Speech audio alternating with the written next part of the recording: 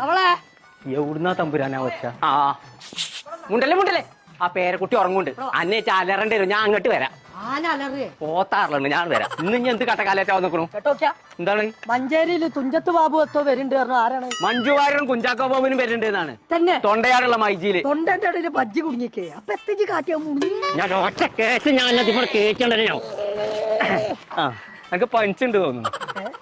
MIG future മിച്ചറേനി ഇന്നത്തെ ആദ്യം ചെലക്കണ്ട. ഞാൻ ബജ്ജാണ് കരുതാണ്ട് ആകെ മേടിച്ചു പോയേ.